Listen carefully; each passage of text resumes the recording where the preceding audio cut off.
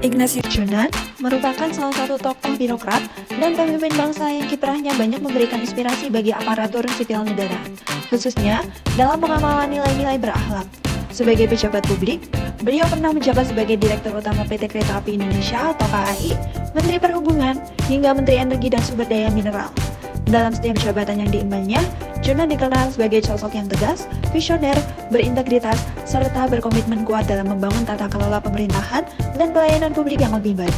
Perubahan besar yang dilakukan oleh Jonan di PT Kereta Api Indonesia menjadi tonggak penting dalam perjalanan karirnya. Sebelum kepemimpinannya, kereta api identik dengan keterlambatan, ketidaknyamanan, kondisi stasiun yang kumuh, serta praktik pungli yang merugikan masyarakat.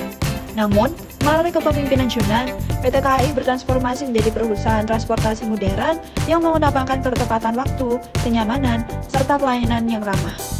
Hal ini mencerminkan nilai berorientasi pelayanan, yakni menempatkan kebutuhan masyarakat sebagai prioritas utama. Selain itu, nilai akuntabel juga tampak jelas dalam kepemimpinan Jonan. Ia tegas memberantas praktik penjualan tiket gelap dengan menerapkan sistem digitalisasi tiket, sehingga transaksi menjadi lebih transparan dan dapat dipertanggungjawabkan. Bagi Jonan, setiap kebijakan harus memiliki ukuran keberhasilan yang jelas dan berdampak langsung pada masyarakat. Jonan juga menunjukkan nilai kompeten dalam setiap langkahnya. Meskipun latar belakang pendidikannya bukan dari dunia transportasi maupun energi, ia mampu mempelajari permasalahan yang kompleks, cepat, dan mendalam. Ia berani mengambil keputusan strategis yang terbukti efektif, seperti memperbaiki sistem layanan mudik lebaran dan menertibkan operasi kereta api.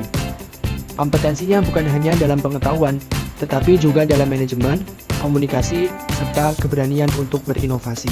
Dalam penampilan sehari-hari, Jonan menekankan pentingnya nilai harmonis. Ia tidak segan untuk turun langsung ke lapangan dan beraksi dengan pegawai, mendengar aspirasi mereka, sekaligus memberikan motivasi. Dengan cara ini, ia membangun rasa kebersamaan dan solidaritas. Harmoni yang ia bangun bukan sekedar formalitas, melainkan upaya nyata menyatukan seluruh pegawai agar bekerja dengan penuh dedikasi. Nilai loyal juga kental dalam sosok Jonan. Dia dari kesediaannya memiliki kereta itu, meskipun tidak mendominasi sangat beragam dan penuh tantangan, baik di sektor transportasi maupun energi, dia selalu menempatkan anggota di atas kepentingan pribadi. Loyalitas ini menunjukkan bahwa dia seperti sebagai seperti ada negara dan bangsa. Di sisi lain, Jonan adalah figur yang adaptif.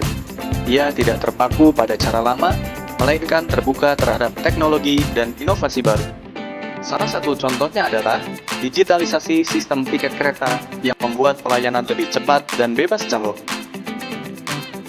Saat dipindahkan menjadi Menteri Energi, ia juga cepat menyesuaikan diri dengan kompleksitas sektor energi, menunjukkan kemampuannya untuk terus belajar dan beradaptasi dengan cepat. Terakhir, nilai kolaboratif menjadi salah satu kekuatan utama Jonan. Ia menyadari bahwa perubahan besar tidak mungkin dilakukan sendirian. Oleh karena itu, ia aktif membangun sinergi dengan berbagai pihak, di antaranya pemerintah daerah, swasta, bahkan komunitas masyarakat. Kolaborasi yang ia bangun menghasilkan kebijakan yang berdampak luas dan berkelanjutan, seperti peningkatan pelayanan transportasi publik dan kebijakan energi yang lebih terarah. Dari perjalanan karir Ignatius Jonan, kita dapat menyimpulkan bahwa nilai-nilai berakhlak bagi ASN bukanlah sekedar hanya slogan, melainkan pedoman yang jika dipraktikkan secara konsisten akan menghasilkan perubahan yang besar. Sosok Jonan menjadi bukti bahwa seorang pemimpin publik yang berorientasi pada pelayanan, akuntabel, kompeten, harmonis, loyal, adaptif, dan kolaboratif, mampu membawa birokrasi ke arah yang lebih profesional, modern, serta dipercaya oleh masyarakat.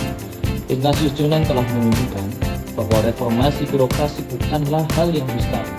Dengan keberanian, konsistensi, serta komitmen berpegang teguh pada nilai-nilai ini, dia membuktikan bahwasannya pelayanan publik dapat ditingkatkan hingga mencapai standar yang tinggi. Warisan inilah yang seharusnya dipelajari oleh kita dan seluruh atasan, menjadikan berakhlak bukan hanya sekedar kata-kata, akan tetap budaya bangsa yang nyata yang membawa manfaat bagi bangsa.